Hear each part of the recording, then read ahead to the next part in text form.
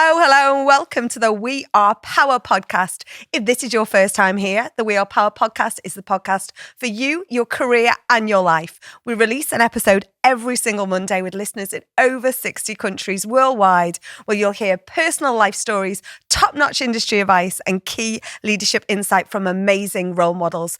As We Are Power is the umbrella brand to Northern Power Women Awards, which celebrates hundreds of female role models and advocates every year.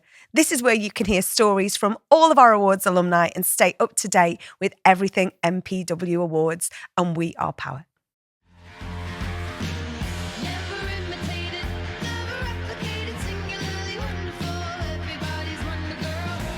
Well, welcome to the podcast. This week, an award winner, multi-award winner actually, but obviously most importantly, 2025 Person with Purpose Organisation Award, Catherine Millan. Welcome to the podcast. Thank you. I've wanted you on the podcast for so long. I remember when, I think it was over lockdown when we were doing our kind of Be Heard Northern Power Women. You did like a little, it's like a little 3-minute video for us, didn't you, around international. I forget nothing, by the way. Yeah. I love it. And I think what jumped out at me was the title of your organisation. Tell us, because you can't tell us in a sentence, I know that, but tell us who you are and all about your org. So my name's Catherine Millan. I am the founder and company director of Be What You See Consultancy. We are an equity, diversity and inclusion training company, but we specialise in workplace discrimination prevention. So a lot of the work that I do is with clients who are either having issues with workplace discrimination in areas such as racism, homophobia, transphobia, gender inequality. And we'll kind of go in, we'll do an audit and we'll look at their systems and processes, but we'll also look at it on a kind of verbal and behavioural level. What needs to change, what awareness needs to be raised. And then we kind of just really get them to a point on them being able to say, yeah, this is a really psychologically safe work environment for all of our staff. Be What You See is called Be What You See, really because when I was growing up, I never really see myself represented in anything. I definitely didn't see myself as an entrepreneur. I kind of came from a working class background, and a lot of people that I would see when I was younger as adults, they worked because they had to and they didn't necessarily do jobs that they liked. So my whole outlook on life was like, you've just got to do it and earn money to live, and that's the way the world works. I never really associated doing something that you were passionate about with like earning money, if that makes sense. And when I kind of got to a point in my career where I knew something needed to change, I was like, I love training and I want to set up my own training company. I felt quite passionate about being a role model and being the person that I never seen when I was younger. We do a training program with young people in schools, and it's got what we call a Be What You See series, and it's exactly that. I recruit professionals from all over the UK, and I get them to go into schools and just tell their stories, because I'm like, I want you to be the person that little Catherine wanted. So yeah, that's the kind of story about, behind like the name of the company and kind of where it came from, really. And you talked about, sort of growing up and thinking that work was a means to an end, a means to eat, a means to live and stuff like that. But you also, you were in the Army Cadets. Yes, right. I was, so it's like, sometimes I always think of those sliding doors moment, you know, and I think, and what age were you when you were doing that? So I was 14 when I joined the cadets. And why? Why was that? And that largely came down to, that was the age where I became a young carer for my mum. Okay. When I was 1, my mum got cancer, and that resulted in her having to go to a hospital in Sheffield because of the type of cancer that she had. She was away for about a year. We went into care and was looked after by someone else, and that really affected my mum mentally years later. So even though she survived, she's physically fit now, the cancer's not come back. At that time, mentally, it broke her really. And she never really recovered from it. And when I was 14, that was the first time that she had a breakdown, had to be hospitalised because of her mental health. And cadets came at a time at my life where I needed a bit of routine, structure. I also worked with an organisation called Western Spirit, so Simon Weston. Really good friends with Simon. Known him since I was 14, used to do a lot of work with that charity, and they really helped me turn my life around. So the combination of doing that personal development work and then the structure and the routine of the cadets, I think really gave me what I didn't have at home. Because even though I'd never change it now, being a carer at the age of 14, it was really challenging because all of my mates were going, out to the cinema, out with their friends, like dating boys, all stuff like that. And for me, I was like going and paying the bills or, going and doing the food shopping or having to like run the house. And it was just really, really overwhelming. And I think I just needed some type of structure or routine, and I was able to find it through those two different things. And I learned some of very basic life skills on how to iron, because you weren't allowed tram lines, and just the discipline of being on time for stuff, having to look after yourself, having cooking ration food, all stuff like that. And it got me outside, so I was away most weekends, because in the cadets you go through different star levels, and then made my way all the way up to the top. And yeah, it was just, I think it kind of came in at the right time in my life, and I've always been quite passionate about taking every opportunity. Like I say yes to everything. Do you know what I mean? But I think it's because I've come from a background where you didn't really get anything. So you've got to fight for it. And if something comes, you've just got to take it and take that risk. I'm glad that your mum is well. Yeah. We'll come back to the say yes thing, because I think I've always done that. Say yes and work out later. Yeah. Is it always a good thing? We'll come back, discuss. We'll come back to that one. So how long were you in the cadets then? How long was that part of your part of that community? Yeah, so I was in the cadets from when I was 14 right up until I was 18. When I turned 18, I actually trained to be an adult instructor because I wanted to kind of pay it forward, give it back. But I got into university. So it was kind of like, I can't really do both here. And I got into university and I moved away. So that was the first time where I was like, oh, I'm going to have my own place. I'm going to be able to manage money that's mine.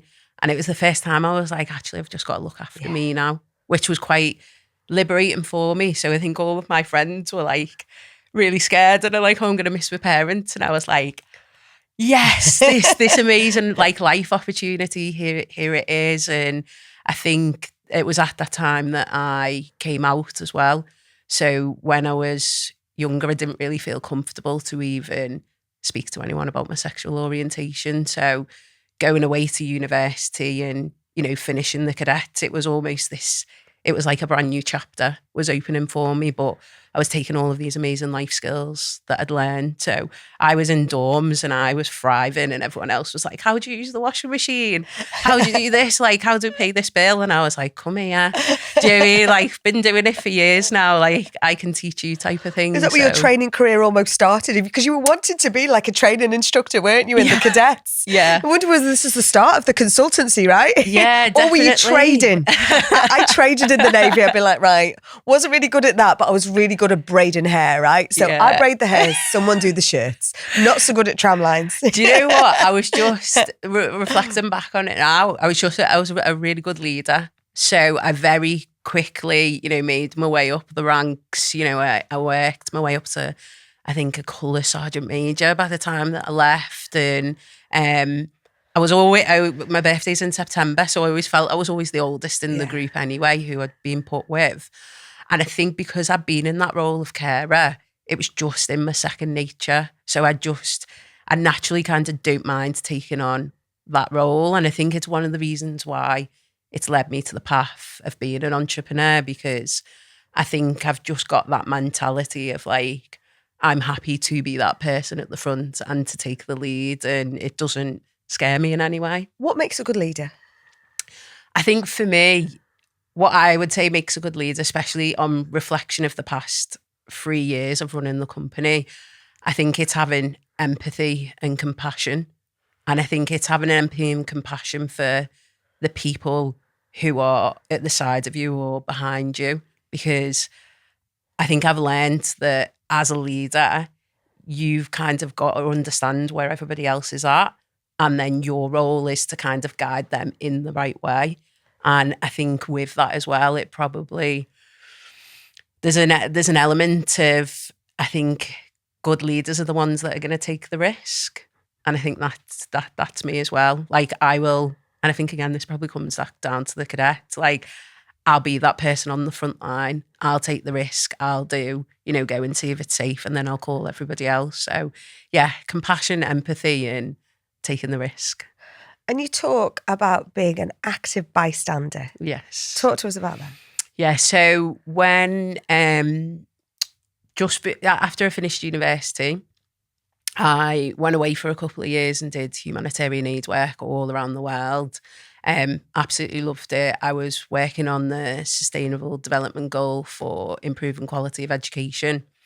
And I learned a lot in terms of systems, processes around education and curriculum development.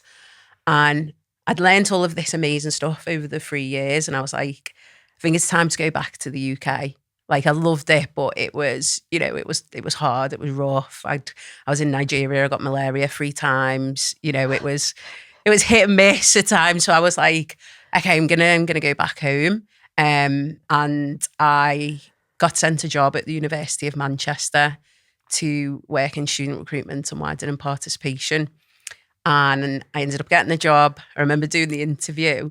We had to travel like 3 hours to the nearest town because we were in Nigeria at the time, and booked this hotel room, did this interview over Skype. They see me for about 10 minutes and then the electricity went out. And then everything went down. And I was like, oh my God, what am I going to do? But luckily I'd give them my number. So they did the rest of the interview over the phone. And then I found out a couple of hours later I got it. Way to make an impression. Yeah. I mean, I was like, come on, I'm definitely the one to remember. Always about being memorable, right? And that then was the start of me working kind of in the space of equality, diversity and inclusion, but before there were jobs and roles like there are now. And one of the projects that I was asked to work on was a intervention to look at implementing active bystander training across different higher education institutes across the UK. Now, that came because off the back of the Manchester Arena attack. So what happened when that attack happened in Greater Manchester, we seen like a 500% rise in hate crime. And the young people that I was working with, the students, the staff, we were all affected by it. I probably experienced more racism and homophobia in those weeks after the attack than I had in my life. So I went to the university and I was just like, listen, can we do something? Is there any funding? Like, I think we need to, as an institute, like address this. And then there was an amazing woman that I worked alongside, Kath Prescott. She was like, well, we're just about to roll out active bystander training. Right. And active bystander training is an intervention initiative that's basically designed to equip people to be able to respond to things like discrimination in the moment by teaching people a toolkit, essentially. So I was kind of like, yeah, this sounds brilliant. I want to do this. I'd had a phone call from a primary school teacher asking me to come in and do a workshop on what had happened. And this teacher was just like, I don't feel confident on talking about terrorism. I don't feel confident on talking about racism. So I was just like, right, okay, this is quite alarming. The teachers are coming and asking for these types of things, but also why aren't we equipping teachers with the right tools and confidence to be able to talk about these subjects? So kind of put our heads together. And then I came up with what we call our Champions programme. So I was like, right, we'll give training in anti-racism, LGBT inclusion, neurodiversity, and how to be an active bystander. But we won't just give people training in it. We'll give them training and then we'll do a train-the-trainer model where they have to go out and then deliver something back to their teams or their schools. And it just completely took off. And because there was this piece of work going on, I think there was 8 universities in total that were rolling out active bystander training for staff and students. I was then doing that, but then doing this additional work in schools. And the results were amazing. We had schools coming to us saying we've had an increase in reporting, but we're now starting to see a decrease in that type in identity-based bullying because more people are aware now of what racial microaggressions are, or, you know, why it's important to use pronouns and things like that. That then led to the project getting loads of awards. And, you know how it works. Once you start getting that attention of awards and stuff, people are like, oh, okay, yeah. And then lockdown happened and everything stopped. I was lucky enough to get £10,000 investment funding from the university because they did this amazing scheme called Investing in Success. But they were basically like, yeah, it's got to stop now. We can't do this anymore. And that then led me to them kind of being like, right, if all of this work that I've been doing has stopped, actually, what am I doing now? Yeah. My job went from being in the community, being with people, running these events, doing training, to being sat behind my laptop. And I basically had a bit of a breakdown during lockdown. And it was a mix of like physical fatigue, cycles of burnout, and what I would say are all my little quirks almost got exacerbated. So then me and my partner sat down and I was just like, something's not right. Like everyone else was thriving in lockdown, but I was really struggling. It translated that I then had ADHD and dyslexia. So during lockdown, I went through a diagnosis. So I was like one of the 20% of women that was diagnosed. And that was just a massive turning point in my career because it was I had to really shine the mirror on myself in terms of what job am I doing that allows me to thrive?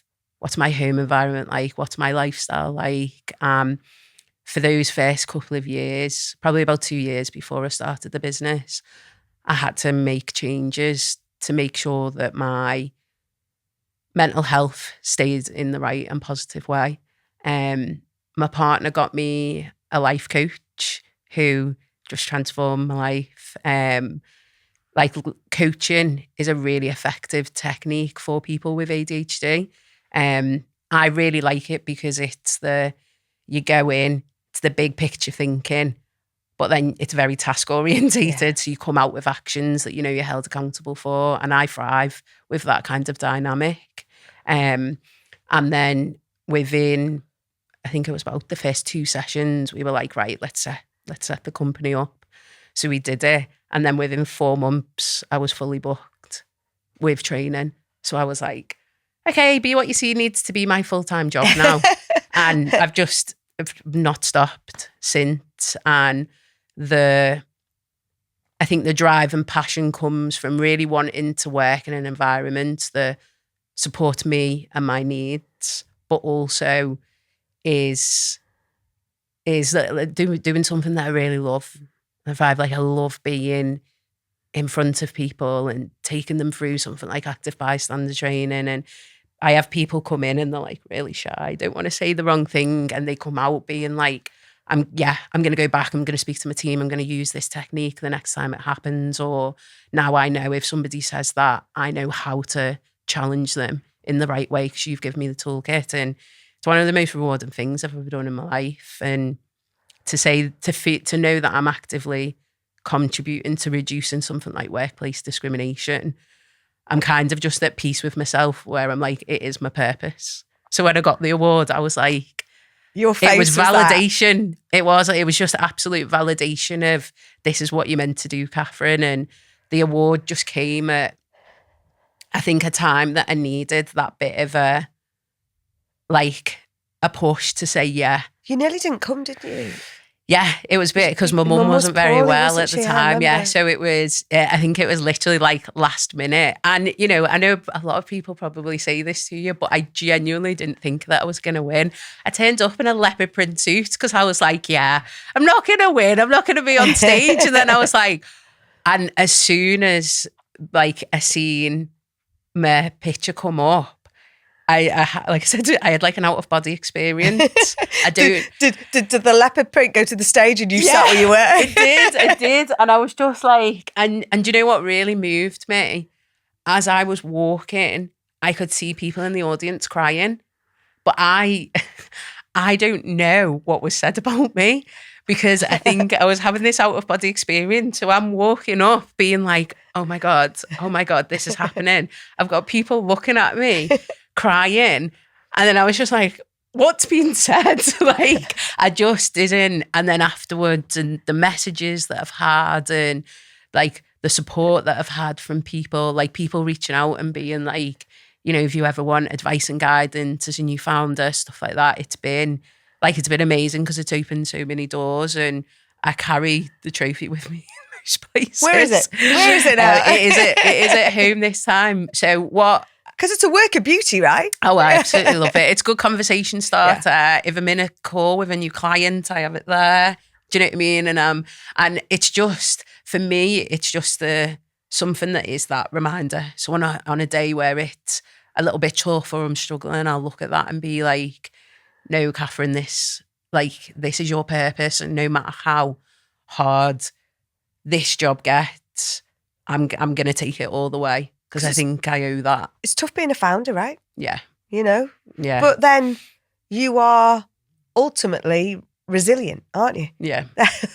And I think, do you know what? A lot of people, I was doing this session yesterday with a group of young people who are going to go into marketing, and they were asking me about, you know, like the challenges and everything. And I always say to them, you know, when I grew up, sometimes we didn't have food. We didn't have money. I think watching a parent go, like, struggle mentally and not really being able to do anything about it.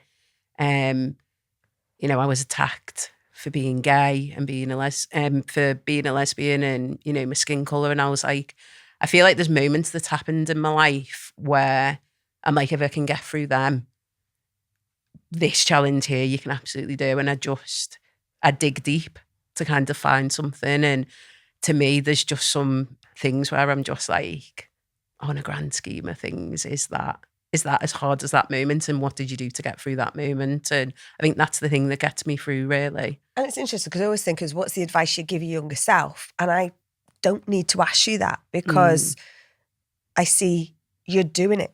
Yeah. The things that I want to, you know, I thought I couldn't do something I love, or I didn't think that was for me. You're creating anything that you have experienced, you're putting, it's almost like, I'm going to fix all this. You're a fixer. Yeah, absolutely. Absolutely. And I think again, it comes, like I know a lot about ADHD and dyslexia now, because there's liver training on it.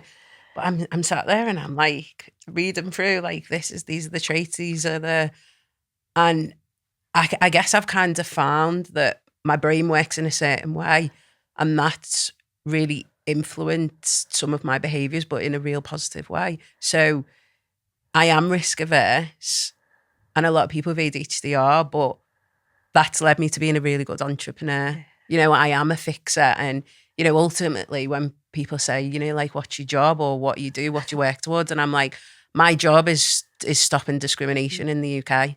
That's essentially what my job is. And for me, I'm always trying to problem solve something. And I think I've always just had this mentality. And I think, you know, combined with how my brain and mind works, but, you know, growing up as a young carer, single parent background, you just learn how to survive. Do you know what I mean? So there's nothing wherever I never really quit.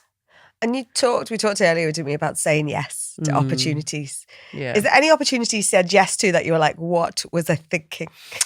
God, there's a few. I think it's not necessarily what was a thinking. It was more after I've said yes, it's been a really hard and tough lesson. Yeah. So, for example, when I was doing humanitarian work in Nigeria, I was only meant to be there for 6 months and do one cycle, working with a group of volunteers.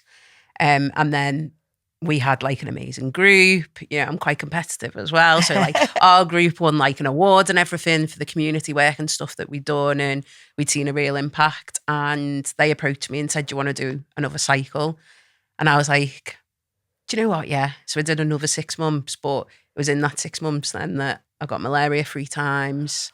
The second group had a lot more challenges, which I think then made me kind of get to the point where I was like, oh, I don't know whether I'm enjoying this role anymore. And it was almost one of those things, you know, when you do something for the first time and you love it, and then you do it again and you're like, oh, that was just meant to be a one-time thing, because now you're... So I think there's things in life where I don't necessarily regret it, but I'm just like, actually, that's the point where I should have said no. And I should have probably moved on. Do you know what I mean? You went to Sherry Blair's 50th party at Downing Street. Yes, I did. Yeah. My mum's still got the picture as well, up in a frame.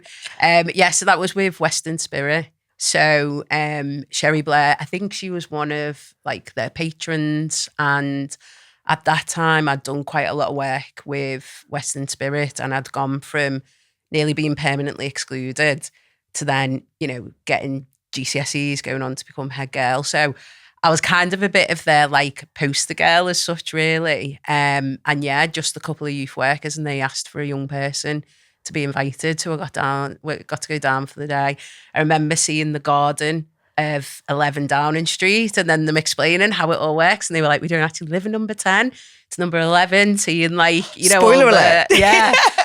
But obviously, as you know, like as a young person, I was just like, oh, this is amazing. And it was just I think to have moments like that as a young person as well. I remember speaking in like the Houses of Parliament, you know, sharing a platform with Dame Tammy Gray Thompson, and there was just all of these really cool moments that happened. But I think because I was quite young, didn't really appreciate them. And for me, it was just go in and tell your story. So I was just like, yeah, I'm Catherine, this is what I do. And then, but I think that kind of gave me a bit of a taste of wanting to not necessarily be like, you know, go into public speaking, but it just gave me a confidence to do it. Like I said, I'm not very good with scripts or anything like that. I like to just have a conversation free flowing. Like I've been on podcasts and I'll talk about my life story, and it's different every time. But for me, it's just, I like it that way. Because it's context, isn't it? Depends what you're talking about. Yeah. Like life is not short, like in that respect, isn't it? There's so many different dimensions to it. What's next? What are you excited for? So I think what's next really is to, in terms of the business, I really want to grow, be what you see, and get to a point where we're the number one provider in the UK. That's kind of in terms of the business and the goal. I want to grow the team. I want the work that we do in schools to be in every school across the UK, but I don't want schools to have to pay for it. So one of the things that I'm working on at the moment is a model so that every adult that does training with us, it pays for a young person to do it for free. And I think once I've reached that milestone, and this may shock you, I'm then probably going to sell the business, because I set it up as a limited company on the premise that I was always going to sell it, because I envision where it can be. And I've kind of just got to the point where I'm like, I don't know if I want to take it to that level where it's global. I mean, I'm the founder and I'll always be the founder. But do I want to be the CEO when we've got like tens of thousands of staff? Yeah. And, you know, just being honest now, and there's, I think, another season for me doing other things in terms of, you know, maybe going and setting up a charity, or just having a bit of a break from life, going and seeing the world again, spending some proper time with my partner and my family. So yeah, we're kind of on the road now of getting the business investment ready. And then I'm starting to think about what's life like after that for me. Next chapter, right? Yeah. I'm going to write a book as well. I'm just going to say, you have a book in you if ever I've heard one. Yeah, definitely. So or read one. I was actually quite strategic with this. I've just submitted a book chapter. It's funny enough, I actually got an email 2 days ago to say it's with the publishers and things now. So I can't say much more about it. But it is more or less ready to go. It's going to hopefully be published the end of 2025. And I think because of having dyslexia, I've always been quite nervous about writing. So I was like, well, if I just do a chapter and test the waters and see if I like this. And I loved it. It was like therapy. I was like, this is brilliant, because it was just, it was kind of talking about my life and my experiences. Did you write or audio it? I actually wrote it. Yeah. I found it quite therapeutic. I went down to the library in Liverpool city centre and just booked in a couple of weekends, just going there. And I just freehand wrote it. Wow. And then you then like typed it all up and stuff, and then had somebody come in and have a look and like almost edit it for me from like a dyslexia perspective to make sure that, you know, the grammar and things like that. And then I kind of came away from the process and was like, actually, I really enjoyed that. So now it's kind of okay, let's take that next step to write the book. But yeah, that would be, because there's so much more to, I know I've gave you kind of little hints and stuff today, but there's so many things that have happened in my life that have led me to here. Yeah. And I always say to people, it's, you know, the film Slumdog Millionaire, I'm like, that's my life. When he talks about all of the things he experienced and able to answer the questions, that's been mine really. And that's the reason why I do what I do. And like, I want to share those lessons with people. And I want, like, I can imagine like little Catherine picking the book up and seeing herself and being like, oh, okay, we can make it. You can. Yeah, you can. So yeah, so book, sell the company, and then just see what happens really. Wow. Superpower, what is it? Yeah. What's your superpower? I think my superpower is definitely, I'd say it's probably my leadership skills, my ability to be a leader. I think it's just something that comes naturally to me. It's something that I've developed because of the adversity that I've been through. But I think it makes me quite a compassionate leader, an empathetic leader, but also a leader who's kind of willing to take risks and is bigger picture thinking. Like, the world's our oyster, the universe is our oyster to me, and I always hold that vision. Well, I cannot wait to read the book. Please promise me you'll audible it as well, because Yes. I'd be like right in there. Definitely. Catherine, thank you so much. Thank like, you. Amazing. Congratulations on the award. Thank you. You'll be coming back to judge this year as well. We always get our award winners to come back and be judges as well, which is really good fun as well. It's Absolutely. like, and tough. I'm not going to say it's not mission easy. Yeah. But thank you so much. You're brilliant. And Thank you. look forward to the book. Thank you. Thank you. Subscribe on YouTube, Apple, Amazon Music, Spotify, or wherever you get your podcasts. Leave us a review or follow us on socials. We are power_net on Insta, TikTok and Twitter. Or We Are Power on LinkedIn, Facebook. And We Are _power on YouTube.